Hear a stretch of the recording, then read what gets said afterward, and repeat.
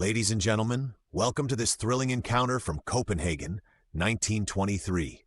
We have Friedrich Saemisch playing white, facing off against Aron Nimzowitsch with the black pieces. Let's jump right into the action. White begins with pawn to d4, establishing control in the center of the board.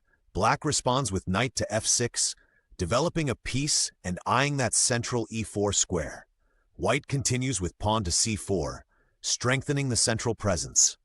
Black plays pawn to e6, preparing to develop his dark-squared bishop. White brings out the knight to f3, developing another piece and adding further control to the center. Black pushes pawn to b6, preparing to fianchetto the bishop. White fianchettos his own bishop, moving pawn to g3. Black follows suit with bishop to b7, aiming down the long diagonal. White places bishop to g2, completing his kingside fianchetto. Black develops bishop to e7, readying to castle. White plays knight to c3, bringing more force to the center. Black castles kingside, ensuring king safety. White castles kingside as well, both players securing their monarchs. Black plays pawn to d5, striking at the center. White moves knight to e5, placing it firmly in the center. Black pushes pawn to c6, safeguarding the position and solidifying the d5 pawn. White captures on d5 with pawn, opening lines in the center. Black recaptures with pawn to c5. White develops rook to c1, taking control of the open c-file. Black advances pawn to a6, preparing to support a potential b5 pawn thrust. White moves queen to b3, aligning with the bishop on g2. Black places knight to c6, the ghost, pressing towards the c4 square.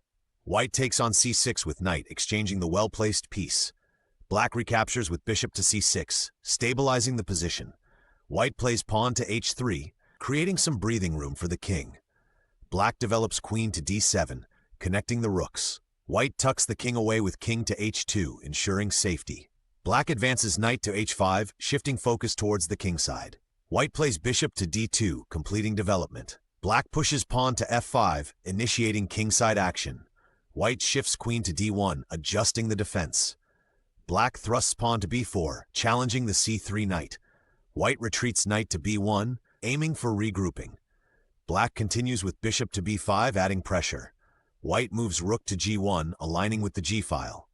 Black calmly shifts bishop to d6, eyeing the center. White advances pawn to e4, breaking open the center. Black responds boldly with pawn captures e4, a stunning sacrifice. White captures with queen to h5, snapping up a pawn. Black soars rook to f2, doubling up on the second rank. White plays queen to g5, keeping pressure on. Black lifts rook to f8, reinforcing the attack. White plays king to h1, sidestepping any checks. Black brings rook to f5, further strengthening the rook alignment. White moves queen to e3, seeking coordination. Black places bishop to d3, a powerful piece centralized. White plays rook to e1, trying to defend. Black pushes pawn to h6, a brilliant move creating a zugzwang. White has no good moves left, and with that, Saemisch resigns. What a masterclass by Nimzowitsch, demonstrating strategic brilliance. Black takes the victory, a truly memorable game. Thank you for joining us in this timeless battle of wits.